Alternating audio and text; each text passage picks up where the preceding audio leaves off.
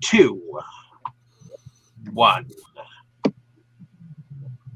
Hello, ladies and gentlemen, and welcome back to another exciting episode of Audience Appreciation April, where we are I am one of your hosts, David Straggy, but tonight I'm going to leave it up for Forrest to tell us exactly what kind of movie we are going to be discussing tonight.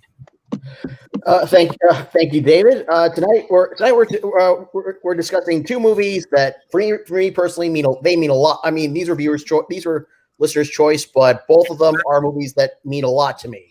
So I'll be doing hosting for both. Our first one is 1991's Teenage Mutant Ninja Turtles 2: The Secret of the Ooze. And the Ninja Go.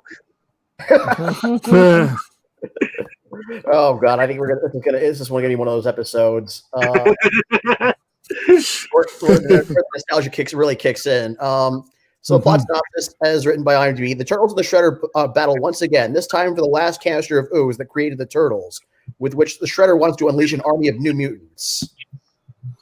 And he does create two new mutants to take on the Turtles.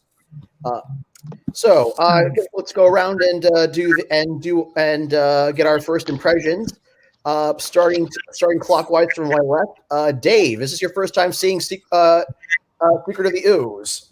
No, it is not my first time. Yeah. It is probably definitely not my last. Oh, okay. What? It is probably definitely not my last time, neither. But whenever it comes to the Teenage Mutant Ninja Turtle movies per se, I always remember the first one over the second one. It always takes me a little bit to remember some of the plot line of this one. So, I do think that the film is campy. I'm not exactly sure when I actually saw this the first time, but you definitely have a few more of the catchphrases that they kind of became known for, at least. And I was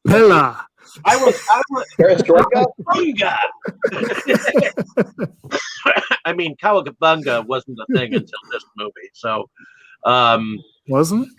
No, cartoon. They had not said Cowabunga until the second movie. So what about the cartoon? I could have sworn that was in the cartoon. It was in the cartoon too. It was in the cartoon, but it wasn't in the first movie. It was at the end, at the very end. Huh. Yeah, Splinter said that was his favorite saying. Okay. Cowabunga. Well, I just don't remember. It's funny. Yes. I just don't remember it in the first movie. That's all. Mm-hmm. But I was fairly entertained by this. I mean, we get the Liu Kang lookalike in the kid, and I like the fact that he's kind of a pizza delivery boy and all that jazz. So I was entertained by this movie. I don't really want to say any more of this until we get into the plot, but I enjoy David Warner in anything, so I think he's a phenomenal actor. And though the campiness was more campy in this one was definitely a lighter-hearted film. Yeah. The first film was definitely more DC Comics-ish, darkish. So, which, as we know, the Turtles show up in the DC comic universe. So. Yep, with teaming up with Batman. So, other than that, I was fairly entertained. So, once again, and I guess this was done when Vanilla Ice was really in style still. Yep. So. Oh, God, yeah. Never went out of style, baby. That dates this movie a lot. Yep. Still slaps. Go Ninja! Anyways, I think that's the end of my first impression. Okay, we're good. Brandon, is this your first time watching Secret of the Ooze? Oh, no. Even if you took it back to when we covered the first film, I watched it, but that was not the first time by any means. I I was big, like anybody of my age. I mean, I am a late Gen Xer, and I had my childhood. My childhood years were through the '80s and early '90s, and the Turtles cartoon was huge.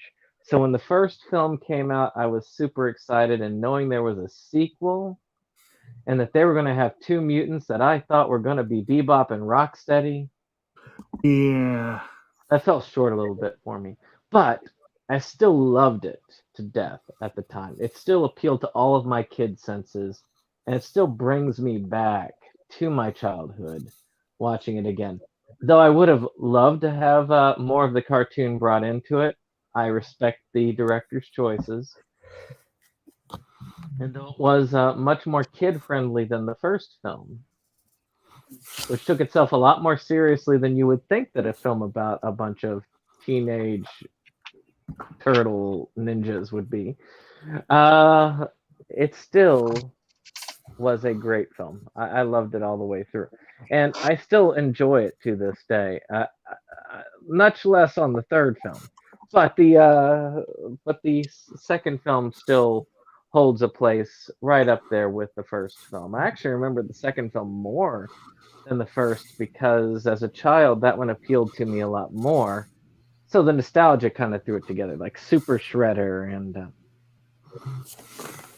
Big Mutant Flowers and stuff. But if I was to compare the two, of course, I would prefer the first one these days. But as a child, second one appealed to me just a lot. Okay, very good. Over to you, Chris. Is this your first time watching Secret of the Ooze?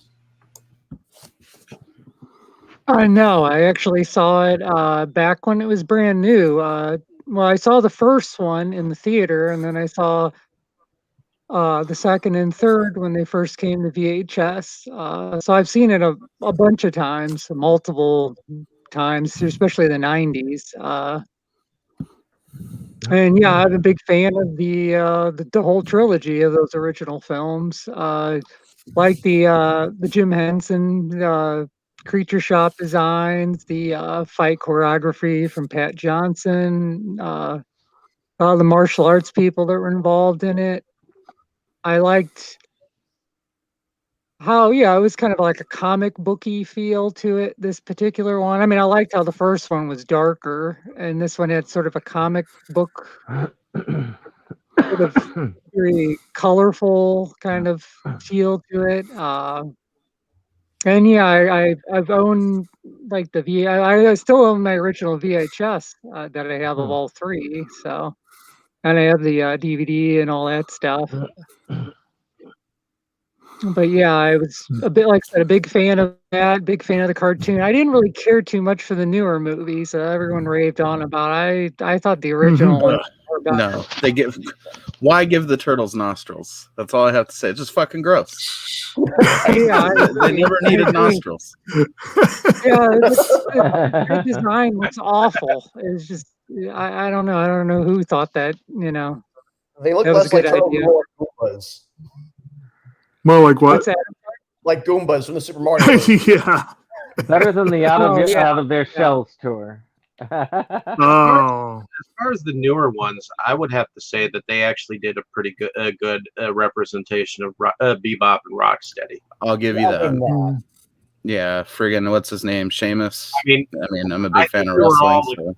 I think we were all expecting Bebop and Rocksteady way before those films happened, way before even Turtles in Time. So, well, I mean, they would have had to have them talk, and considering in the third one they just stopped even fucking bothering having their voices move in time with the dialogue. Yeah.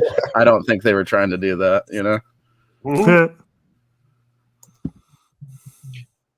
Okay, is there anything else you'd like to add, Chris? Sorry about that, Chris.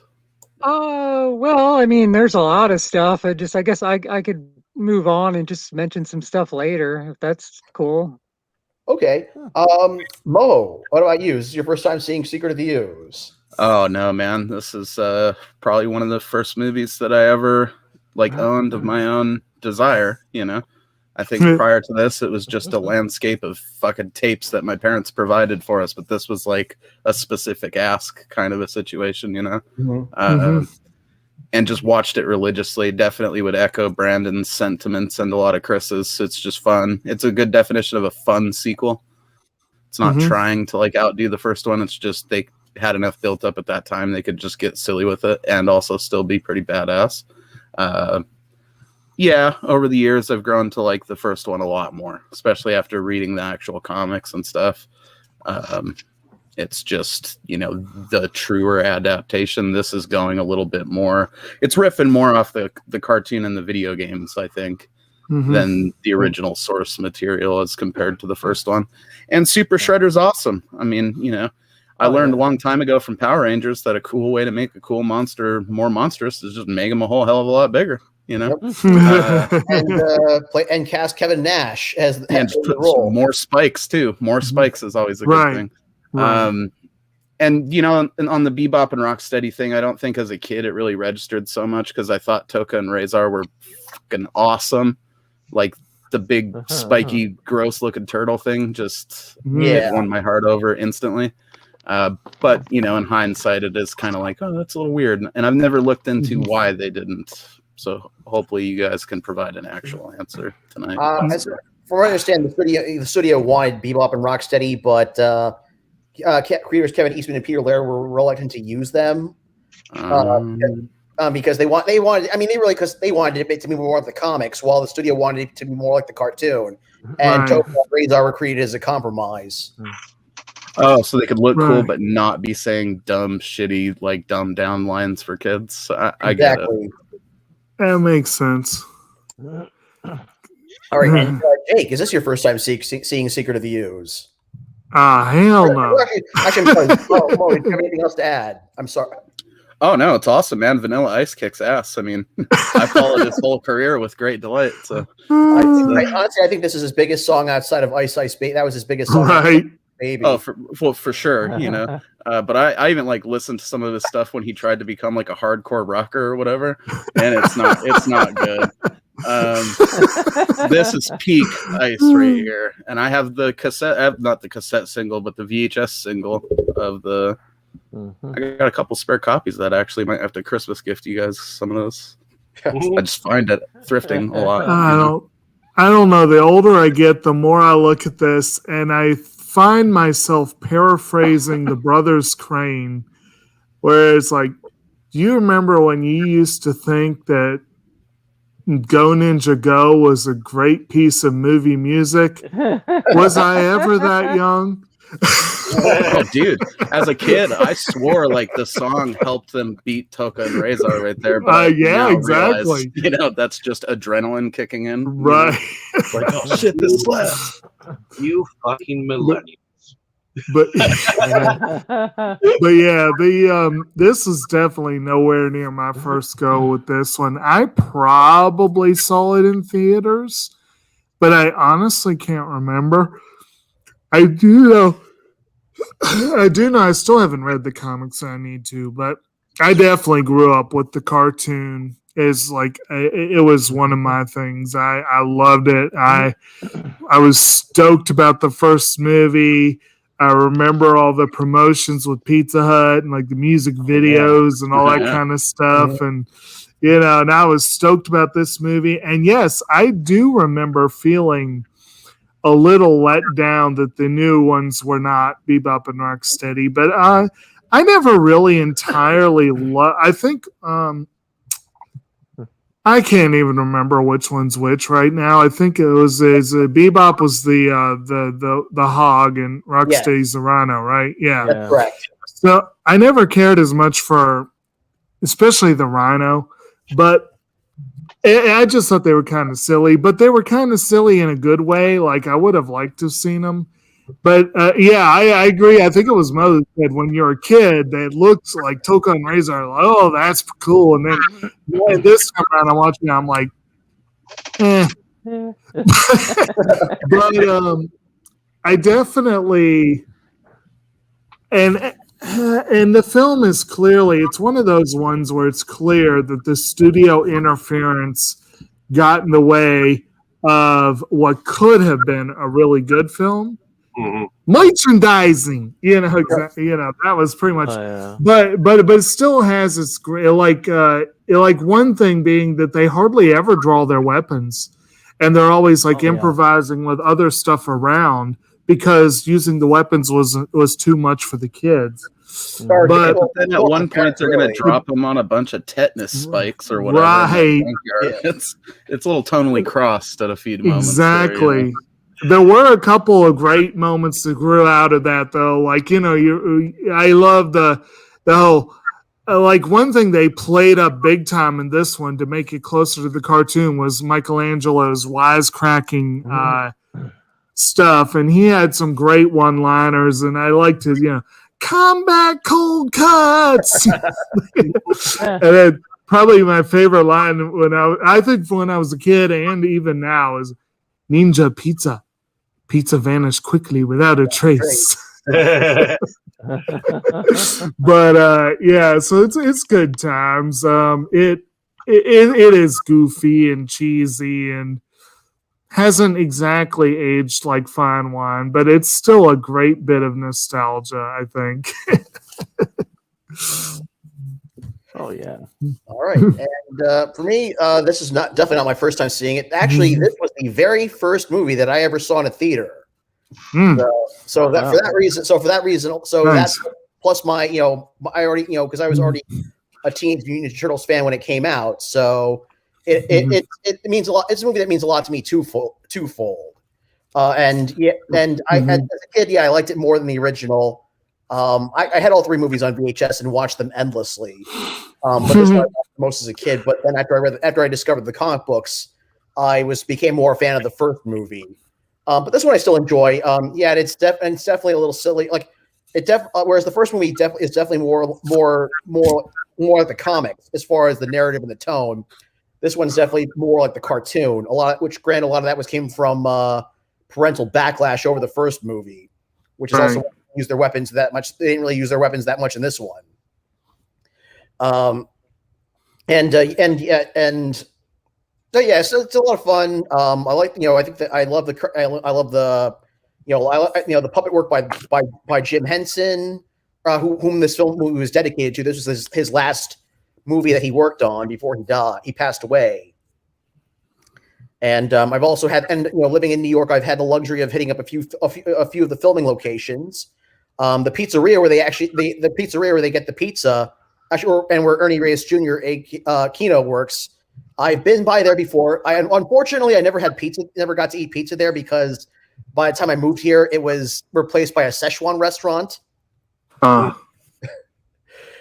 pizza. That sounds good, actually. Something they would have ate in the cartoon for sure. They're always eating putting weird stuff pizzas. on. Yeah. And also there was that area in Brooklyn where Kino gets recruited by the Foot Clan. I've been around there, and it's all like gentrified. Just a couple of examples. You going down there to try to get recruited yourself? I know I would. Foot Clan looks awesome.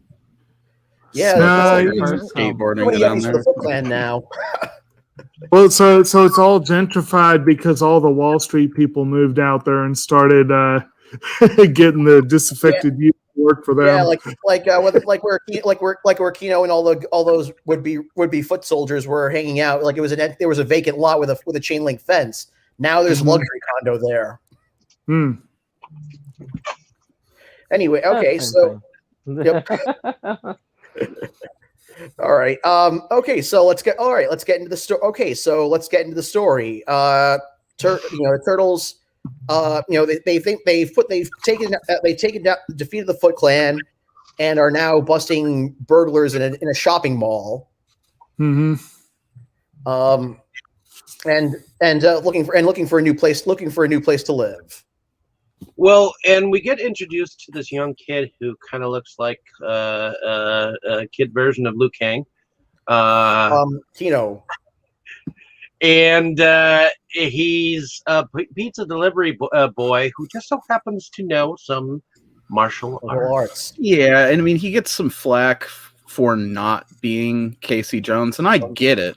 I love me some Right. Casey Jones. That's actually all something I was day. wondering. Looking back, that's something I wonder about. Like, why didn't Ilias Koteas come back for this one? It I bumps think me that up. was parental backlash, wasn't it? They thought Jones was too violent for the kiddies, didn't they? Those kids need to learn how to use Probably. those hockey sticks. It's And a cricket bat. Yeah, exactly. Yeah. Who else better to turn them on to the great sport of cricket? But Yeah. I still think Keno friggin' rocks. You know, there's Yeah. just something He's about him that I fun. really like. Also, I should mention that I did have the privilege of meeting Ernie Reyes Jr. at a Ninja Turtles panel at San Diego Comic-Con years ago. Cool. Oh, cool. He actually did the fight. He actually did fight choreography on the first movie too, and he played Donatello. He also played Donatello. Who, Which, Keno did? Which, if you notice, the guy who plays Donatello, I think he plays like one of the newspaper people with the ponytail that's talking to April O'Neil. Right.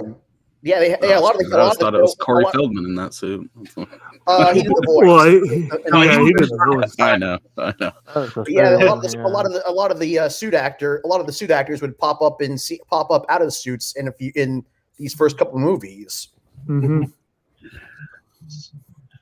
But then we get after that we get the situation where the turtles are actually living in April O'Neil's apartment. They haven't quite moved out, and of course they're leaving the place a pigsty. Yeah, another fun line is where April's going around picking stuff up. The rat's the cleanest one. Which I think they do lift. I don't know if the words are exactly like that in the comic, but it does happen. I think in the comic and the cartoon that they're like living in her house for a little bit right there. In pretty much I think it's almost every version of the franchise. The Foot Clan attack the sewer at some point, forcing them out of there. Yeah. There's Mousers in the original comics. Which same difference, you know. Yeah. Mm-hmm. Oh, yeah. The Mousers were cool. They were. I think they're overdue to make an appearance in a movie. Agreed. Yep. So what do we think about that beginning ninja fight scene with the pizza boy Keno and all the that burglars in the mall? Yeah. All I gotta say is yeah. I was conflicted with the whole original scene because now as a kid it did not bother me at all because again I was a kid. I was like, woo! We don't have to hide them for a while. We can just throw them right out in front of us. Yep. And I just wanted me some turtle action. Yep. I You're already gearing up to ask your parents for the new action figures, you know. As an adult. Oh, I was all about those action figures. I was gonna say I did notice that the weaponry is indeed mostly vacant, and that's a good show of like how the sensors kind of grabbed hold of them by the nether regions and told them no weapons, which that's the only thing that really bothered me about that scene is that it was really a setup of these are the safer, nicer Ninja Turtles. Mm-hmm. It is a bummer now when you think about it. That's something. It's something I didn't really think about as a kid. That now I'm like, oh yeah, this is. Well, hitting someone with a salami was probably the height of fucking comedy to me at that age. Well, that's like I said. It did set up some of the amusement value, like the whole thing with Michelangelo and that the sausage joint where he did the combat cold cuts. But before that, you had these somewhat disturbing sequence of him jumping up and down on this guy and talking about pickles and stuff. Oh, yeah. Or the whole like punching the clown type thing. Yeah, that's good. And then using like a rubber bat to knock him around. Right. It's and I guess in fairness, these were supposed to be like runaway teens and whatnot, so they probably didn't want to go too super violent against them, save that for Shredder, but You could also argue they went so full on ridiculous with it that it almost becomes a parody of the censorship for that first sequence. Yeah. They're probably like, fuck you, we can't use weapons, we're going to just make it silly. Walking the dog around the world.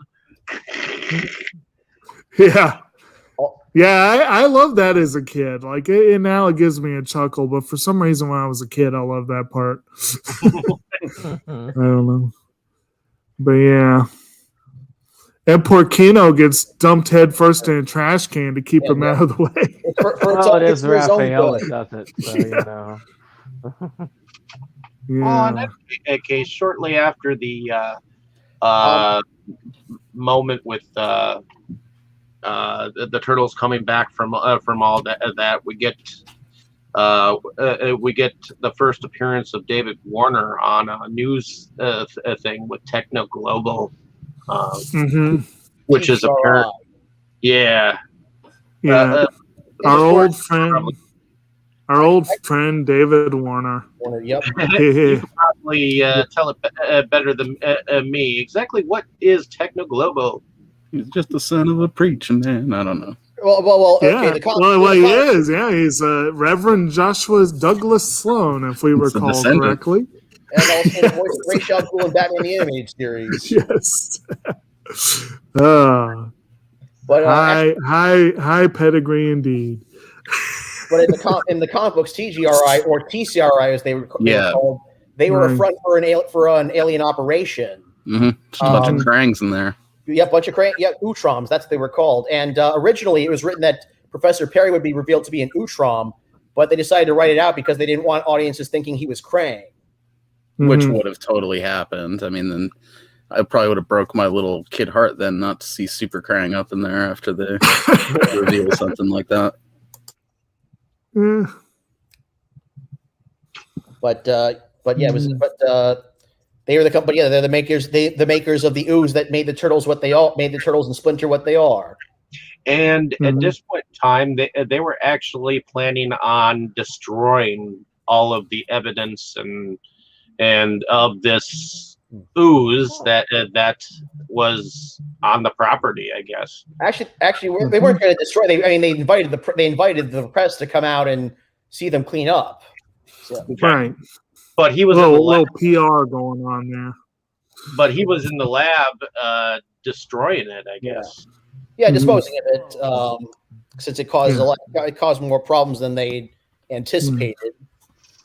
Now, one arguable plot hole here is he was well aware that a canister went missing 15 years ago. They're apparently well aware of what it does. Why did they decide to clean up 15 years later? That's kind of an interesting thought there. Those government, I mean, if they were still trying to find some like good use for it, they might not wrap it up just because a canister fell off a truck, Yeah, plus they were dumping this stuff in New Jersey. They were dumping this. I mean, this is New York in the early 90s. This is New York in the early 90s when it was in the 70s, 80s, and 90s when the city was kind of at its low point. Plus, they just dumped everything. They were dumping all the canisters in New Jersey. So maybe I noticed something. Noticed a bunch of chemical waste in New Jersey.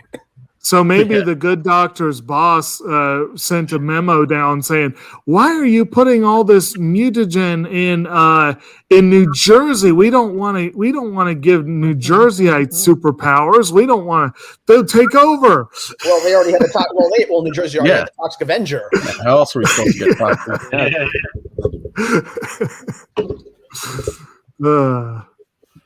Man. Do you imagine, like the Jersey Shore crowd got a hold of some of this stuff? Oh God! That's what happened to them, dude.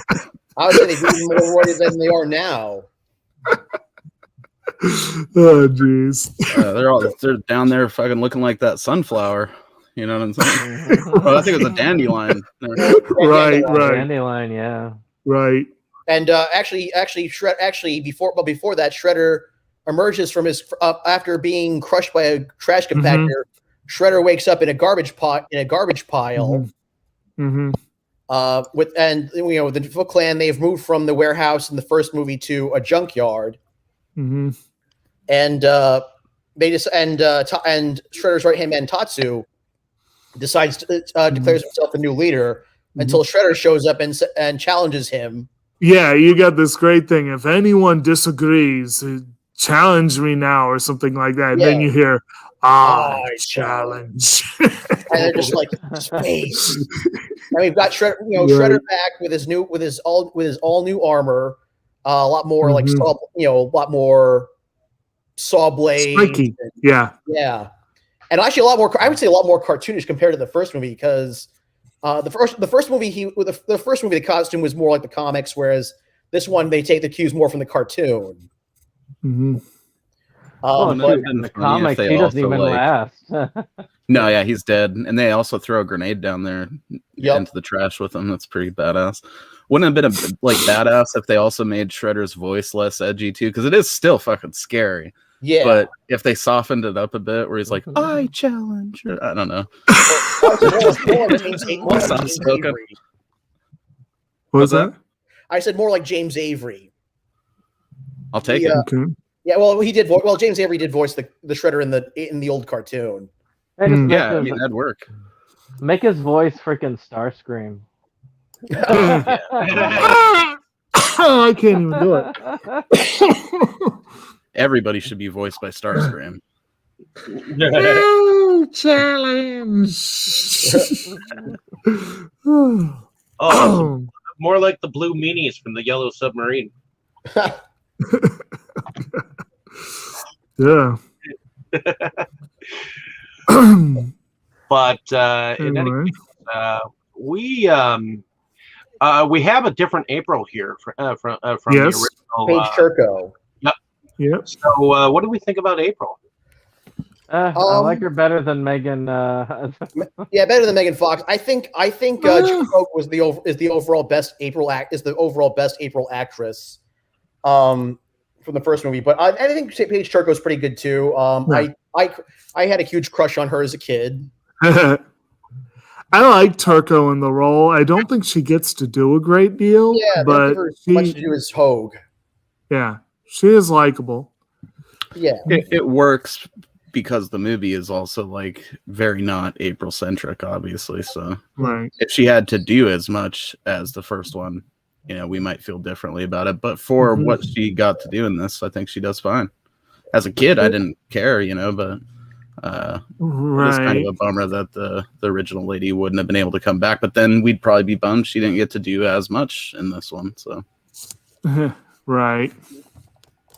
Yeah, because at this point, April O'Neil was a more news reporter than she was as much of a martial arts fighter as she was in TMNT, the animated film after this. Yes, TMNT is a different animal altogether. Yeah, it was kind of a Turtle. The third movie is closer to this, but I think actually no. The third movie is what this was going to evolve into. It just unfortunately, though this was a good result, I really think that the third movie was an inevitability because of that. But man, of all the quotes they list, they don't have one of my favorite things that April did. Now, her conversation with Chief Stearns had some great parts in it too, but the best parts left out. But no, here it is. Let's see. Where he had that weird, crazy, convoluted line. Chief Stearns, I wonder if I might ask you a few more questions off the record. Miss O'Neill, my record on the record clearly shows that I have no off-the-record record. Make a record of that. It's like, what the heck does that even mean? But that little interchange gave her something to do. Her talk with the professor gave her something to do. But for the most part, she was just kind of the nice support system for the Turtles, pretty much. They got rid of her as the narrator, essentially. Yeah. Right. Yeah. The Foot Clan was sent after the good professor, and to take the ooze and figure out exactly what made that gigantic dandelion. So, what do we think about that whole lab scene? It was fun. Yeah, it was a fun scene. A lot of that, I was thinking all those machines how obsolete all those machines would be by now. Nice game of keep away. Yep. You're right. Well, I'll have to give them props for set pieces because all those tubings that kind of look like something that could have been part of Dr. Octopus. Hey, where do you put the quarter in? Like video games in 3D. But yeah, there were some interesting moments there, and of course the whole ninja disappearing smoke. Of course. Oh yeah, Ninja Vanish. That shit's classic. And then, of course, we also have the Turtles looking for the new Century 21 home. Indeed. They're playing Century 21. Right. So, what do we think about the Turtles' new hideout? Oh, it's badass. Oh yeah, it was awesome. That whole abandoned subway, a whole abandoned subway station. Oh yeah, right. I believe that was not the same set, but the same subway line that the Ghostbusters found the pink slime. But yeah, it's a lot more roomier than the old sewer den. And I wish more Turtles media had used it. Yeah, I mean their place is like nicer than April's. No. Yeah. She has one heck of a nice apartment. I mean, it's got a spiral staircase and all that stuff. I think that's pretty impressive considering. Especially in Manhattan. Yeah, that much footage and that much square footage in Manhattan. She's probably doing quite well for herself. Especially for someone who's supposed to be a local reporter, not as opposed to a national one. Well, she's clearly a local celebrity. You got that one scene with that dude drooling all over her, in front of his wife. Yeah. Yeah. Well, and eventually Kino, I guess, tracks down the turtles. I guess he's a little nosy and figures out that the turtles actually live in April O'Neil's apartment.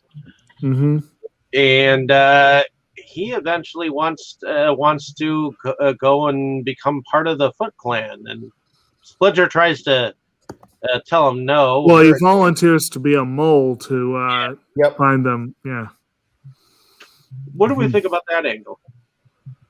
Oh, it's fun, dude. I like that whole scene where he discovers them in the apartment and he like stomps on his toe. Oh, yeah. Right. Please. I do feel like let me at him. I do feel like the whole mole angle was kind of repeated from the first film. Matter of fact, I think he even used the same grouping. So I remember they used to. Well, of course, it was more of you had a former Foot Clan member who decided, oh well, no, I don't like this anymore. Right. And that might have been part of why they backed off a little bit from it. But on the other hand, familiarity is what the studios love. And they could have been trying to pull some trickery on little kid brains too, where they're like, well, maybe they'll forget that other kid was actually a criminal and they'll just remember it as he delivered pizza. You know? Right. I didn't forget. I want to be out there stealing those Walkmans and shit. Yeah. You'd be like, who could be bad if they deliver pizza, right? Chris, what do you think about the plot so far? As far as just, I like what aspect of it, I guess.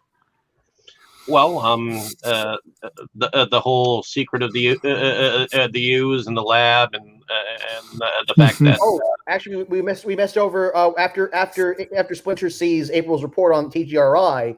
That's when he decides to reveal to the turtles Right. the canister, and it's linked to April's story, which prompts them to which prompts their first encounter with the Foot in this movie. Mm-hmm. Yes. What do we think? What do we think of all that moment when on the rooftop? Oh, that's classic. Yep. Oh yeah. Anytime that's like some Splinter giving a speech, I'm there for it. Was it even pizza? Pizza's okay. Indeed. try to become a part of the outside world because the world is not for us. Yeah, it's just good Yeah. stuff. They always they create a cool atmosphere around it, you know. Mm-hmm. But yeah, it's a pretty effective reveal, honestly. The way that he builds up to it, talks about the past, and then just shows them the canister pieced together. Yeah, it works pretty well, I think. Okay. Now, once the professor has actually been actually before that even happens, I think that they actually Raphael, while they are looking for a new place, Raphael decides to go back out into the city of New York and try to figure out how what to do with the Foot Clan, and Kino goes with him.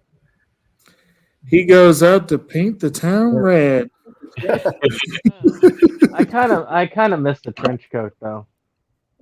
I kind of do, but at least they kind of kept his repeating of movie quotes with the Casablanca. Yeah, before that was Michelangelo. Yeah. I think he quoted that a couple of times.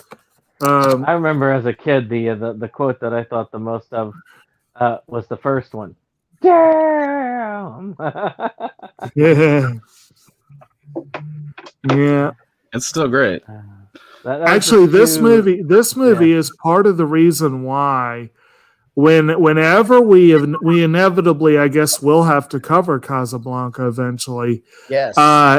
This movie is part of the reason why the first time I saw Casablanca was in college, and it felt like deja vu because I had already seen every bit of dialogue in that film prior to seeing the film, because it's been covered so many times, parodied so many times, and Michelangelo quoted a couple times here, and it's like, okay, yeah, that's familiar.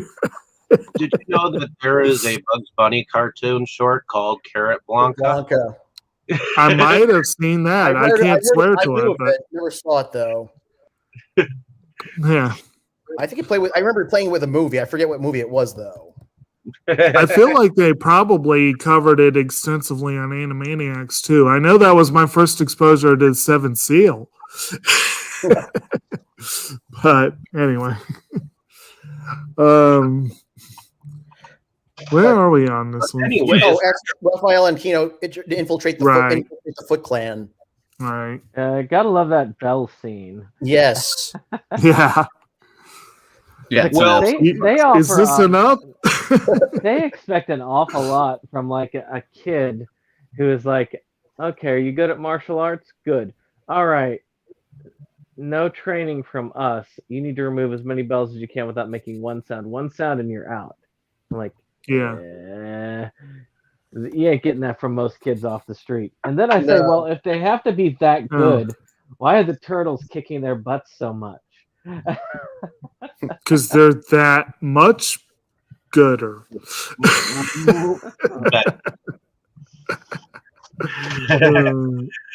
But in any case, the professor has been kidnapped by the Shredder and his Foot Clan, in which they have already had that long lost look at my master is back, and he has the last canister of this ooze, and I guess he orders his Foot Clan to bring the most dangerous animals that they can find. Hey, They must not have tried very hard. Still, though, a snapping turtle is not a bad one when it comes to fairly dangerous not at animals. all. No. Or wolves. Although I think because here in Manhattan they actually do have a coyote problem. I think they would have been better off using a coyote instead of a wolf. Yeah. Well, that would hardly be as that would be even less of the most dangerous creature you can get. But it begs the question: you can in New York, the only way you'll get a wolf is if you take one from the zoo.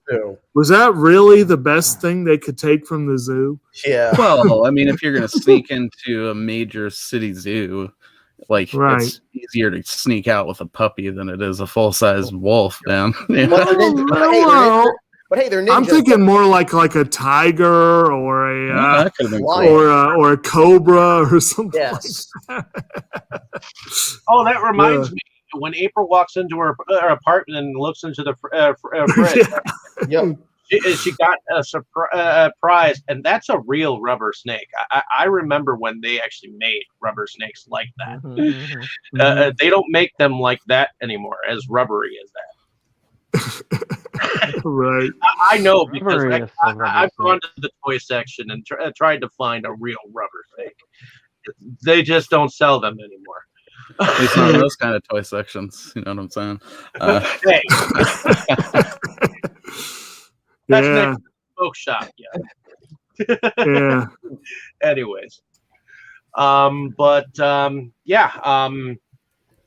Then we get the scene where he lets them free for the first time.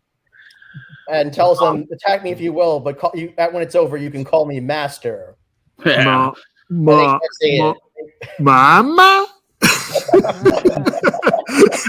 Oh yeah, and then we get the classic babies. Babies. Oh, but for me, what makes it is when he starts making that gargling noise after he says babies. Yeah. Well, I mean, what is it that he expected? I mean, the turtles. It took them many years. Yeah. Well, like Professor Ferry suggested, he was probably expecting them to come out quoting Macbeth. Yeah. Of course, later on, he actually comes out and says, "Oh yeah, I managed to tank their intelligence because I'm a smart guy." Right. Smart guy stuff. But Okay. They missed a golden opportunity here, though.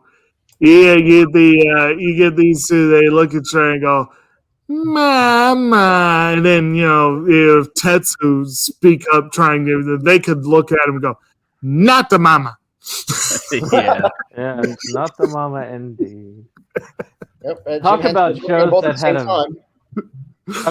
that had a very dark ending. Right. Yeah. Well, I would say both. I mean, there's some connections between both shows. Jim Henson and then also Kevin Clash, who voiced and puppeteered Splinter in the Ninja Turtles movies, also did the voice and puppeteering for the baby in Dinosaurs. Wow. All right. Wouldn't have expected that. Nice. Not the mama. I guess I could see the similarities now. Kevin Clash. Kevin Clash. That's the actor / puppeteer's name. Yeah. You could definitely hear the baby going, "I made a funny."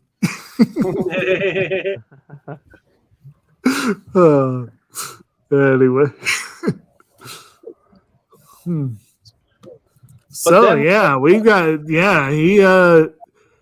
Shredder gets that crushing disappointment until he sees that, wow, they're very strong.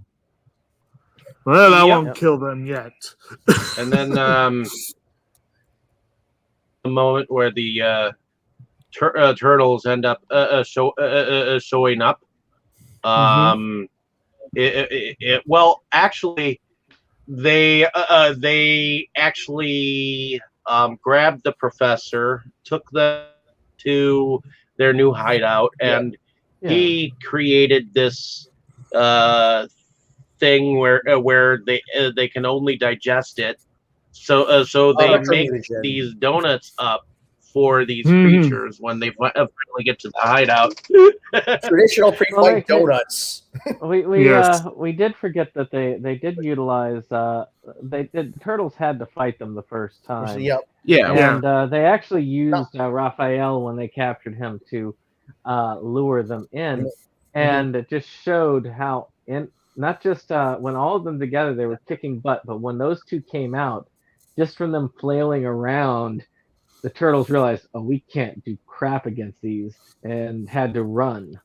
And that's what necessitated them. They couldn't just kick their butts, which that would have probably been a shorter movie. Well, and isn't that when they get the professor out? They do, yeah, they do. And they run away through a manhole that they happen to find, and you get that funny thing where Toka jumps in, and or Razor or whichever jumps in and gets stuck. They start tickling his foot. Yeah. Yes. Before they make the retro mutagen cubes, Shredder sends Toka and Razor into Manhattan to cause some damage, as a calling card for one last fight against the Turtles. Right. Have fun. Yeah. Fun. Yes. Oh, and then you get that older couple, and then the one's like, well, what if they come over here? Let them get their own cab. Actually, that elderly couple were played by the director by director Michael Pressman's parents. Nice. It's that concept that they always do in jokes, that New Yorkers are not surprised by anything. They can just let anything just go by them. Right. No, let's just keep our head down. We're gonna just keep going along our way. Even in the cartoon, like the first old lady they meet pulls a Tommy gun on him out of a shopping cart. So is that like how it is, Forrest, in New York? If you saw Toka and Razor, you're like, let him get his own cab and go on. Yeah, nobody would be honestly. I feel like realistically, nobody would be faced by Toka and Razor wrecking shit. Right. The thing is, it's like even at the club later, they're like, "What great costumes!" You know, just not even thinking about it. And then this is also where you have that aforementioned scene where the police chief gets his little his 5 minutes in the movie, and they have that. And April comes up. Were there any large tooth or claw marks found?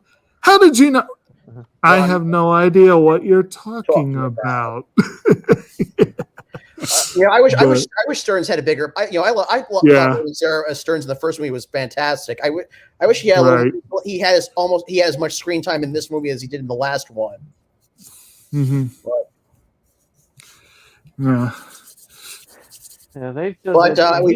Actually, it turns out. But so while Kino and Raphael, Raphael had sent Kino and Ism both to infiltrate the Foot Clan, Shredder and the Foot Clan have sent one of their own moles into April's television network. Right. And Freddy, who discovers the dandelions so they can get the ooze, and then he comes for April one last time to let her know that for the turtles to meet Shredder, Toka, and Razor at a dockside construction site. Mm-hmm. That's where they come, and that's when they create the retro mutagen. This is what I think about when I think about New York. You don't go to construction sites because obviously there's some sort of fight going on.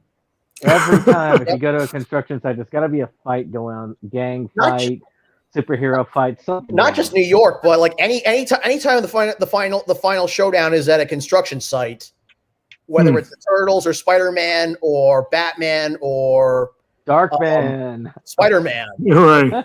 Darkman, yes, Darkman. Darkman was awesome.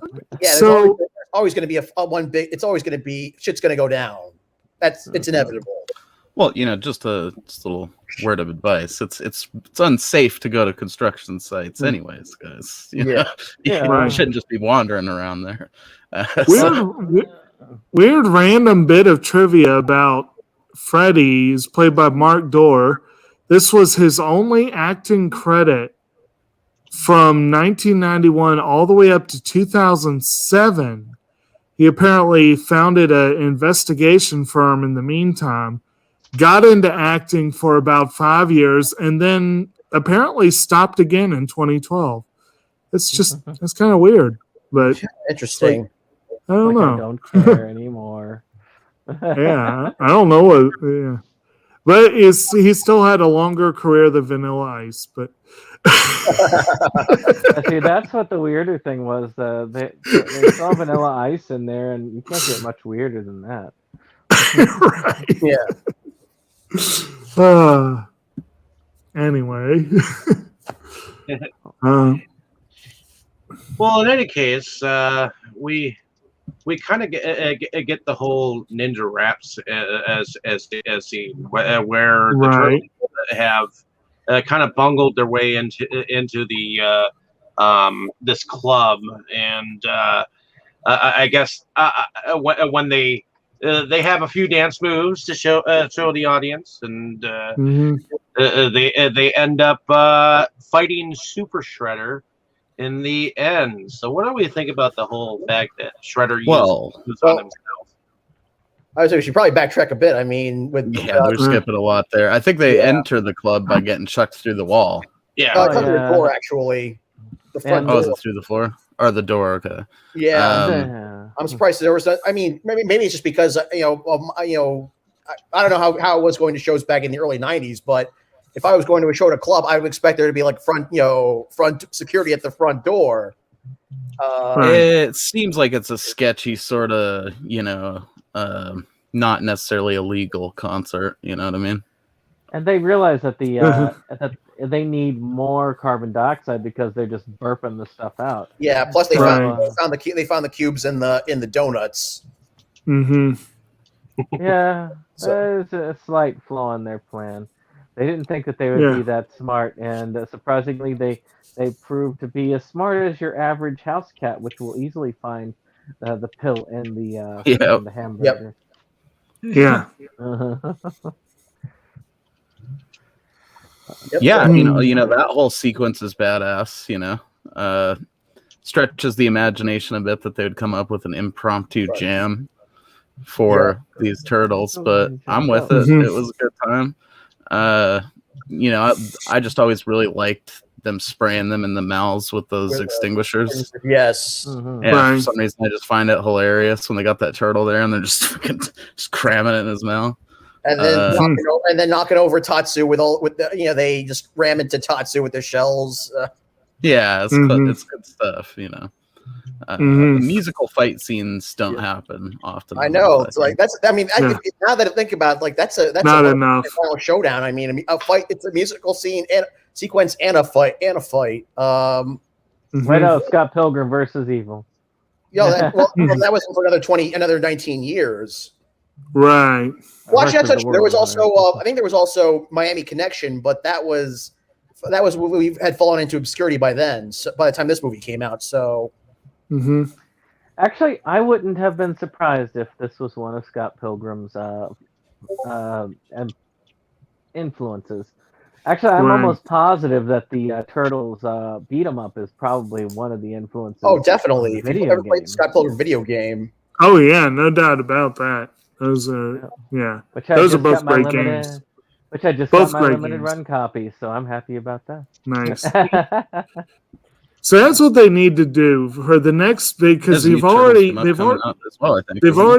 the boat with Mortal Kombat. Unless I don't know, maybe it is a musical. I don't know, but the next big video game adaptation, I don't know if they want to touch Tekken or if they want to revisit Street Fighter.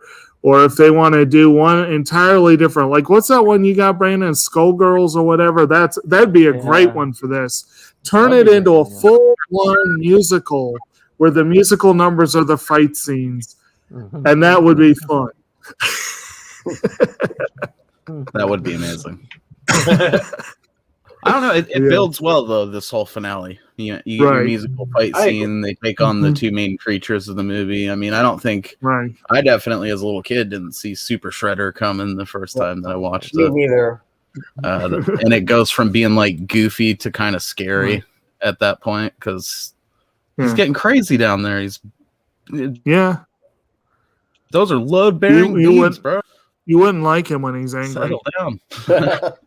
Oh, he definitely holds out there. In hindsight, as awesome as that scene still is, it's not really a fight. No. It's a little underwhelming. It's actually, looking back, it's a little. I mean, I feel like it was a little, for as awesome as Super Shredder looks, I feel like this final showdown between the Turtles and Shredder was pretty underwhelming, especially compared to the first.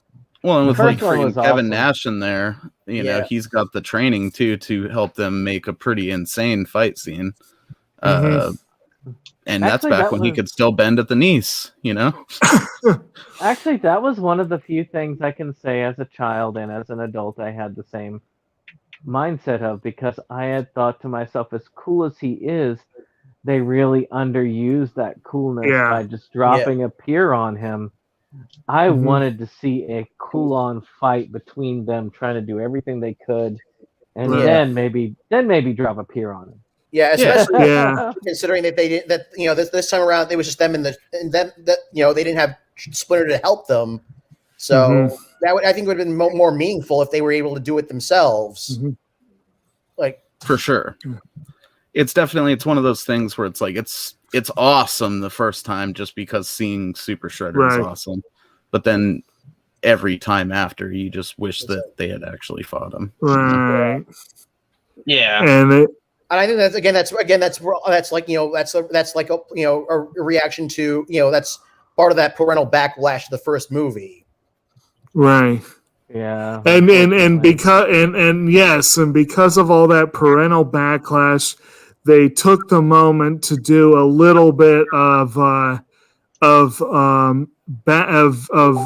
am I trying to say? Moralizing by visually showing the audience, by demonstrating to the audience through visual effect that peer pressure is bad. Yeah. It's almost like they are doing that for sure. Like they're like, see this awesome villain? Been fucking cool if we fought him, wouldn't it? Yep. Well, that's not happening. See you later, kids. Thank you, parents, for it. Right. Yeah, I don't think many kids were thanking their parents for that. No. Because it would have been obvious right out of the gate that he could have easily killed them, you know? Right. The stakes would have been drastically raised in an actual fight with Super Shredder because they were having a hard time against the minions, you know? Right. Hey, Chris, you were saying something? I heard you there. Yeah, I mean, I guess I had a kind of a different take on the ending. It kind of reminded me, I don't know if Enter the Dragon, where Bruce Lee talks about like fighting without fighting. I interpreted it more. They did the least amount of effort and they allowed Shredder to kind of foil himself. I mean, that's the way I always interpreted that end. Like, moving out of the way and having someone trip themselves up, or like with Enter the Dragon, he had the guy go out on the boat and he talked to him, he had him go out on the boat, and that's the way I kind of look at that ending, because they kind of talked about that, or they referred to it. I'm trying to think of the dialogue, but basically of doing like the least amount without actually, I can't think the quote right now, but I mean, that's the way I interpret it. Like they just did enough to where he would foil himself, and he would, I agree with you, and I don't agree with you at the same time. I think it is cool, but also that movie had a kick-ass end fight that did not bear that in mind entirely. Because I do think that the end of Enter the Dragon would have been different if he had gotten ready to fight the dude and then he ended up impaling himself on the mirror. No, I see what you're saying. Yeah, I see what you're saying. It's just that's the way I looked at the ending, I guess, because It's a fun way to look at it because then it makes it seem like they did that for artistic reasons rather than bowing to studio pressure. But it definitely is a fun read on it. Yeah, what they should have done Well, for I mean, I artistic thought there was some reasons is have old Kevin Nash lay a fucking power bomb on one of those turtles. That's what I'm saying. Yes. Right. But I do Sorry, like the take on Chris? it, though. Oh no, I was just saying. What was I saying? There is a line in there that kind of I maybe I'm reading into it. I just wish I could remember it. That they referred to, kind of it referenced that idea, and then that happened. But for some reason, it escapes me at the moment. I don't know why. I do agree with you, though. Though I think that the fight at the end of the first movie illustrated that point a heck of a lot better. Because you got to see him doing all this, but then Splinter basically defeated him by using his own momentum against him. Again, back to that whole point as you brought up, minimal, just doing what you need to do, and that's how he beat him. The others couldn't beat him because they were trying all that. Splinter used just a basic tactic, took him out. They crushed him in the garbage truck. Not good enough. Though I did like the hand reaching up again out, and they're like, "Oh my god, he's back again!" And then, and that's the end of the Shredder. And then they were so disappointed that the hand just kind of went back down. They were like, "Oh." Yes, heartbroken. Yep. I feel like how they were trying to pawn off on Splinter, like, "Oh yeah, we did this unseen. Nobody noticed at all." They come home. Yep, they come home and Splinter knows about finds out about their escapades. Oh, I'm sorry. I was going to say he refers to a ninja using his environment. I believe it's Leonardo before it happens. Leonardo. That's the line. Yeah, that's why I always interpreted that scene that way, because he makes that comment before that happens with Shredder, like the surrounding environment. I'm not quoting it exactly, but he says something to the effect of a ninja uses his environment, and then master his environment. Right. Yeah, that's it. I knew it. I just couldn't think of it. But yeah, I mean, I don't know. I guess maybe it's doesn't have the impact people expect, but I guess I liked it just because it was different. I guess in that sense that it. I don't know. I mean, I liked the whole trilogy. So I mean, I liked all the films, but it was cool how the first one it did things the way went about things that way, but then I thought it was kind of interesting how this kind of did it in a different way. I don't know. I mean, that's just my opinion on it, but who knows? Maybe we'll talk about it all again when we get to the third film. Lord knows when that will be. A lot of people didn't. Yeah, it has its problems, but it's still fun, I think. I don't know. I liked them all. I thought they were all. I don't know. I liked them all. I thought they were all. Yeah, I really even like good. TMNT. It's just those new ones that I have issue with. TMNT is like a cool Turtles movie for its generation. If I was in the age range at the time, it's a good video game cutscene.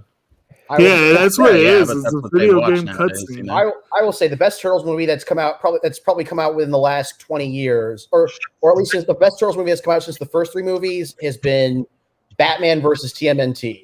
I've heard good things. Actually, you know what's funny is that our timing of this is not that bad because there is a new Turtles arcade beat 'em up coming out. Yeah, they are working to do it in the style of the old school arcade. It looks sick. It does. It looks freaking awesome. So I think this is really good timing that we're covering this. So is this where we want to talk about production? Or? I think so. Like production music, favorite scenes. The costume design, as always, I actually think they improved upon it a bit in this one. Oh yeah, the movements were much more. They were able to move around in this one much better. Costumes seemed much lighter. The articulated movement was much better. I do think that they improved a lot on it, which I can't say for the third film. But Yeah. this Well, the first one the third one definitely- didn't have Jim Henson on board. Still, man, I feel like we could all make those better with no experience almost. Yeah, I think. Just Yeah, looking at I reference think, photos of the first ones. You know? I think of the 3 live action movies, the turtles look best in this one. The Oh, yeah. suits are a lot smoother, a lot more functional, but still realistic. I really Yeah. think they kind of hit their peak because I really think this one balanced out in many ways the cartooniness that people were hoping for with the first movie and and with more of a serious take than say the third movie was. I really do think that they did a good job balancing it out overall, and none of the movies were able to balance things quite like this one. So special effects wise, I think they hit their peak. A lot of the choreography, I thought they did much better in this one than they did in the first one. Or maybe not much better, but definitely better in this one. So I do think that they improved on all. I think they were moving on all cylinders. I just think if they didn't have the censors riding their butts like they did, I think this one would have been easily the best. Yeah, agree. Mhm. Quite probably, yes. I disagree as far as that. I think that like the comedy was more than the production value, and maybe it's because I grew up with the first film first, and the first movie to me feels more like feels more like a straight up martial arts movie, whereas this one's more definitely plays more into the comedy aspect of the franchise. Yeah, as far as the fighting here goes, it feels more of like a Power Rangers movie than it does a Teenage Mutant Ninja Turtles movie. If you get my drift. But still, the stunt work in this one was amazing. Yeah. I mean, Yeah. I think that they could have. I think that this one could have been up for that stunt award. I think mean, the it first takes a lot of skill to do what they do for a comedic way, because straight on martial arts, and Jackie Chan, I'm sure, would also agree with this phrasing, is straight up martial arts is one thing, but to do it in a comedic way and to make it look effective is a lot of work. I agree with whatever that was. That was sounding fun. Sorry about that, dude. And I will, and I guess also, with the what about the music? Music. What do we think? What do we think? I mean, obviously we've discussed Vanilla Ice quite a bit. Go Ninja, go Ninja, go! But Ninja, go, Ninja, go. I guess also like go. You can't discuss the movie without keeping going back to Vanilla Ice. He was the movie musically, in my opinion. He did multiple pieces for this film, didn't he? He just did one song. Still, that song sticks with me more than anything else, and because the music was very similar to the first film. Otherwise, yeah, it was actually, I would say it was. I mean, John Duprez scored all 3 movies. In this one, he took the score from the first movie, and I guess made some modifications to his original score. I have both scores on my iTunes, and when I listen to them, I can hear the whole movie the whole time I'm listening to the score. Yeah, I think that the soundtrack to this one and the first one were pretty significant for its time. I think the music went with the film. It's not that I necessarily noticed it per se in the second one, but I can definitely see where some modifications were added to it.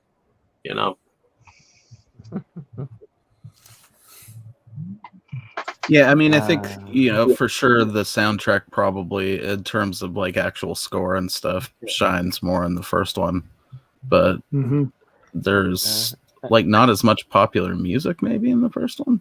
I mean, the first movie had MC. I mean, this movie had Vanilla Ice. The first movie actually had MC Hammer. MC Hammer. Oh, the Battle of the Pants. Yeah. I didn't even think of that. So, And then they went on tour together. For a kid watching it, I think that as far as if it's for a kid, this movie wins hands down on all cylinders. But for a movie that's more for all ages, the first movie's better. Agreed. I mean, Yeah, I'd stand with that. Same here. I mean, as I said, I like this movie more as a kid, but now as an adult, I prefer the first movie. Yeah, I don't know what age that kind of first started happening for me. I feel like for me, I feel like once I started reading the comic books, and I started reading the comic books when I was about 9-10 years old. So see, it was a bit later for me. I didn't even mess with the comics when I first started sort of gravitating to the first one. I think it's just naturally over time you see that it has more of that bubblegum aesthetic to it, where the first one is more of like what you want, at that age, I guess. Yeah, it wasn't long after this movie came out that I got into the comics, because I got into comics in my early teens. I remember that because I got into comic books through comic book collector cards when I was in 7th grade, because they were selling DC cosmic cards. That dates me quite a bit.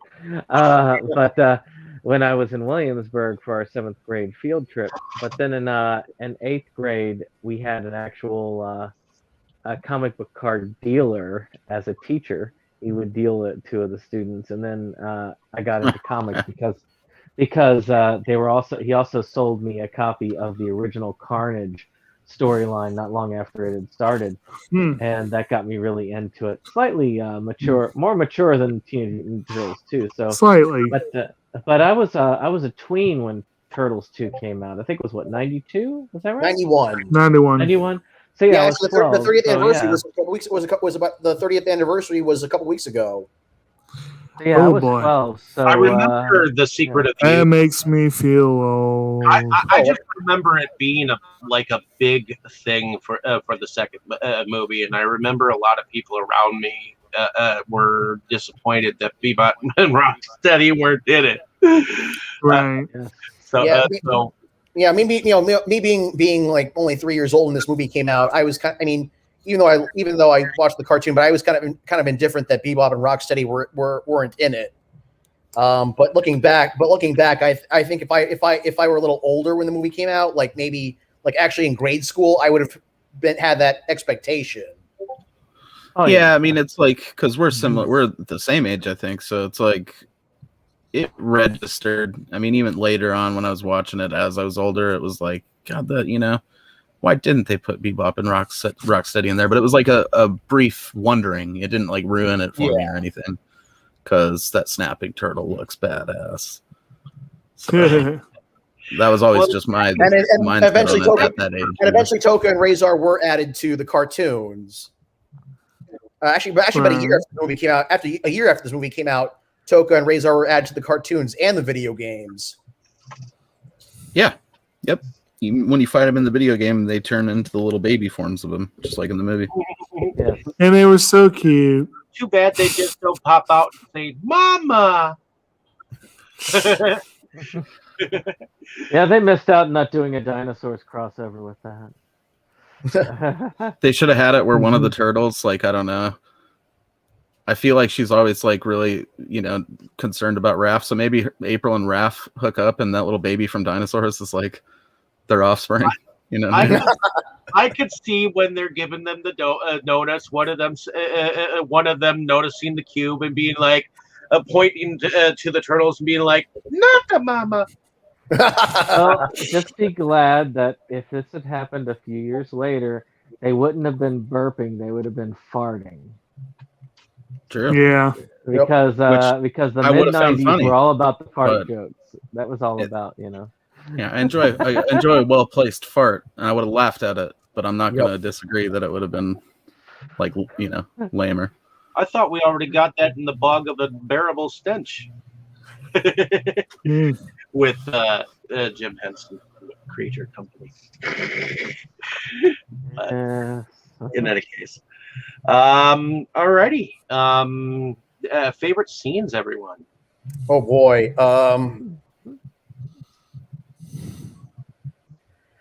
That's There's a tough one, man. Go there's ahead too with many your, moments. There's too many moments. Oh God, yes.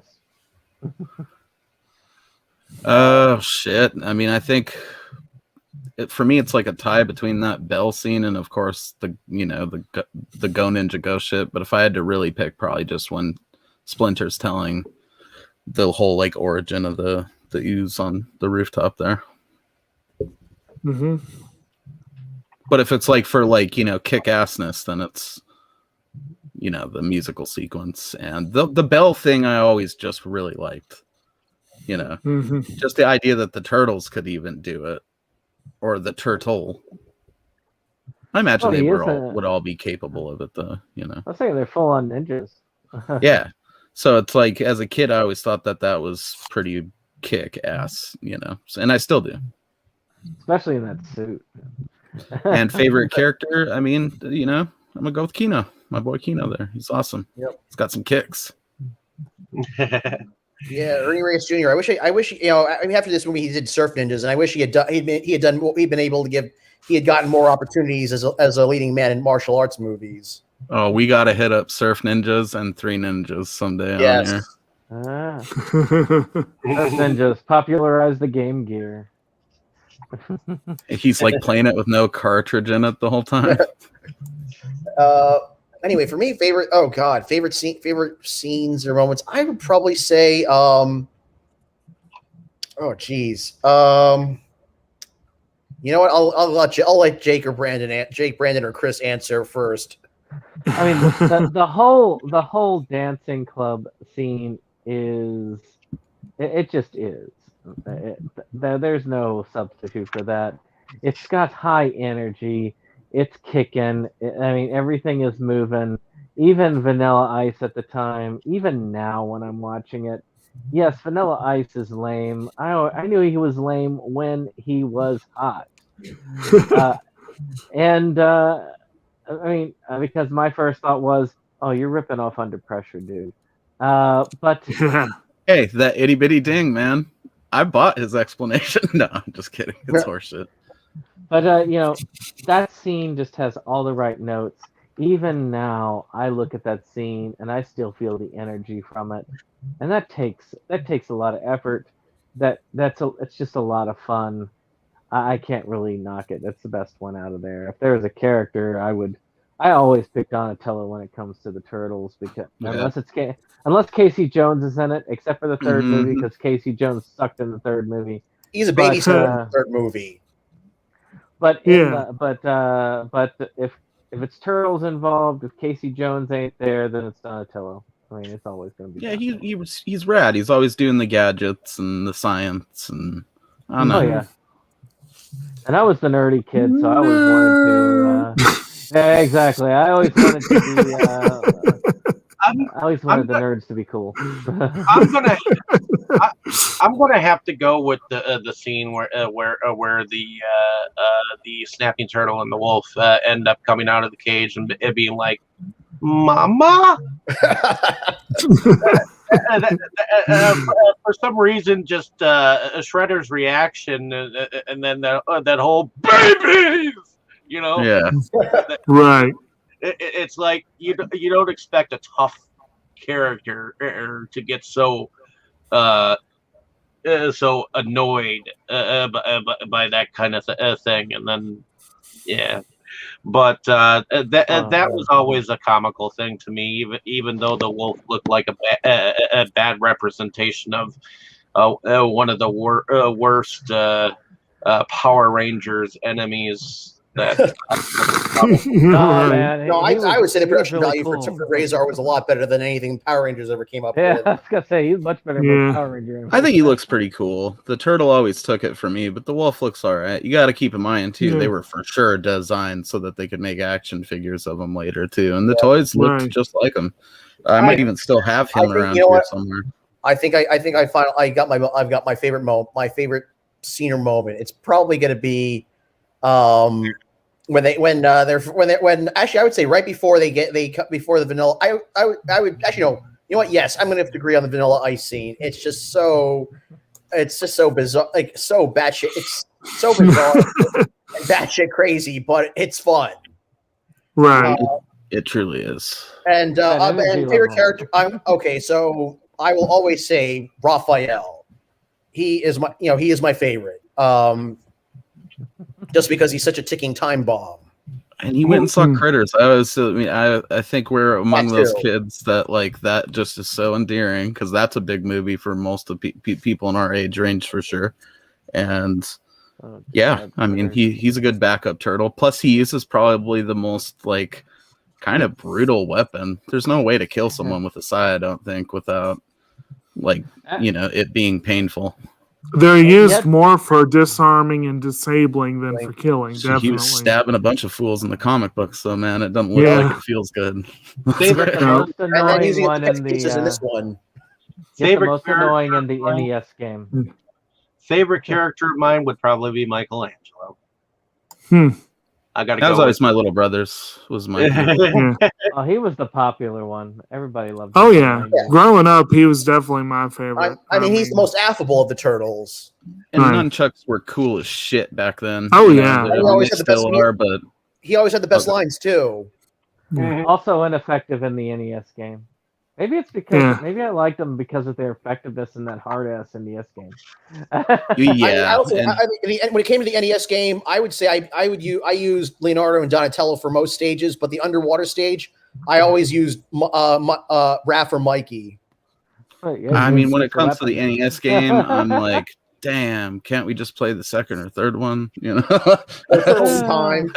that's where I land on it. Yeah, Turtles in Time. I'll even settle for Hyperstone Heist. Yeah, Hyperstone Heist, the only game where Tatsu was a boss. It also Mhm. it broke my heart when the Xbox Arcade lost the rights to the Turtles arcade game, because when they lost the rights to that, then because my Xbox died, Oh, I can no longer play that game. Which I is think sad. my lucky star. For me, I'm glad that I held on to my NES and Super NES, so Yes, sir. So I can still play those original games. Mhm. Oh yeah, I mean, Ah. Turtles in Time was like full on staple growing up. I think that's why nowadays I end up playing Hyperstone Heist more on the Genesis if I'm playing with like a cousin or something, just because I beat it less times, you know. Mhm.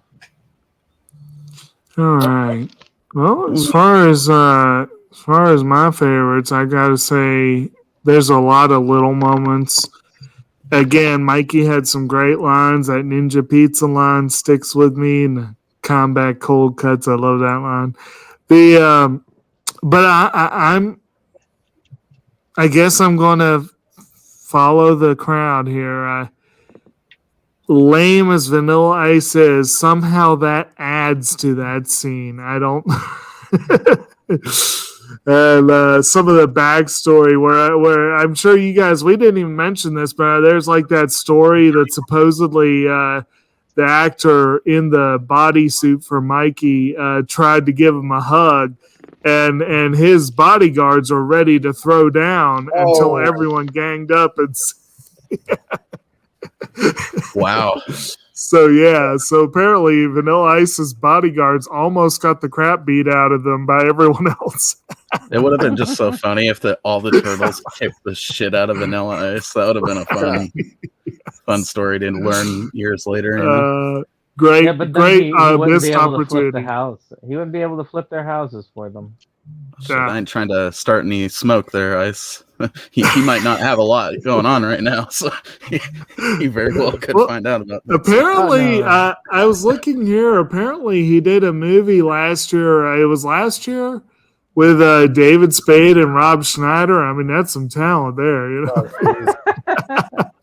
Well, David, sure. I'll give him David Spade. Oh yeah, he's not bad. He's not bad.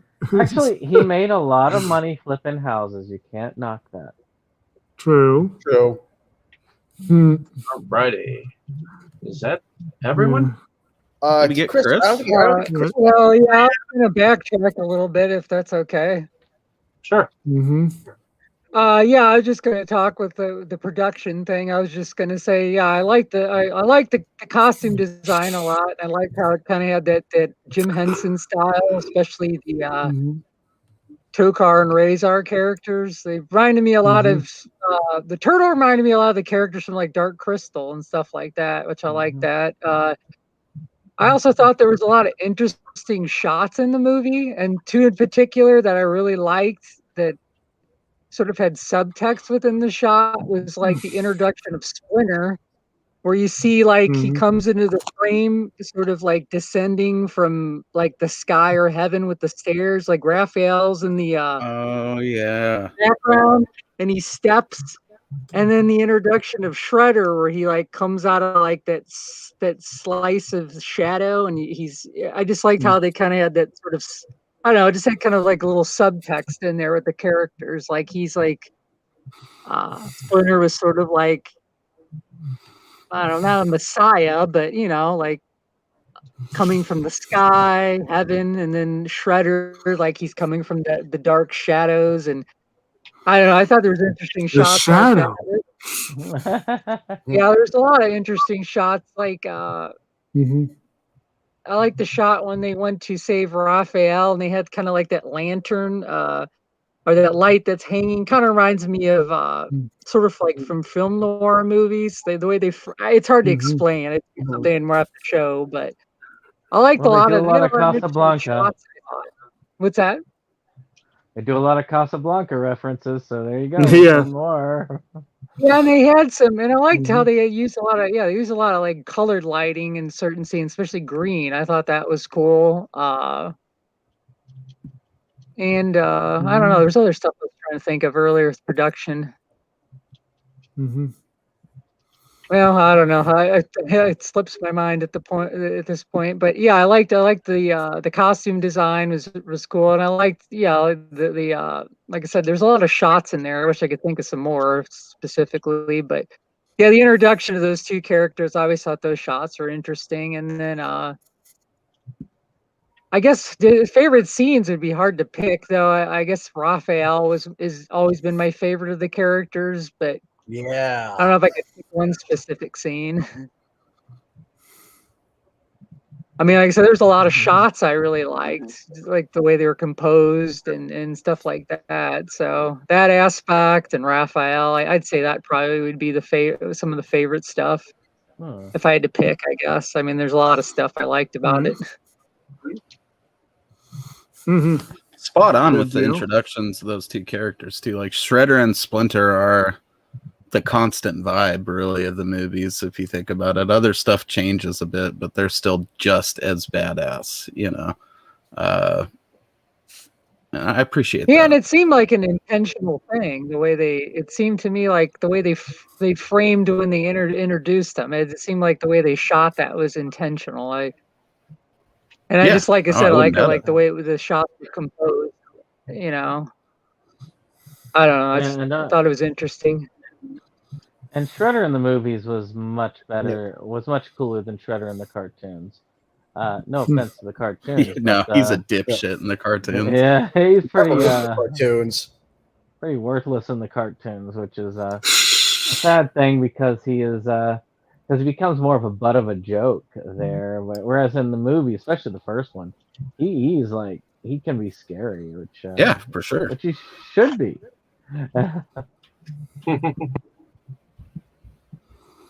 All right. So was that everyone? I believe so. All righty. So thank you, ladies and gentlemen, for coming along with us on this turtle-leistic journey where we have finally given the Turtles 2, Secret of the Ooze, a discussion of its own. So thank you for listening, and hopefully you'll be on with us on our other channel where we will be going on about a film from 1979, Alien. So stay tuned. Another family-friendly fest. Turtle-tastic. Go ninja, go. I made the funny.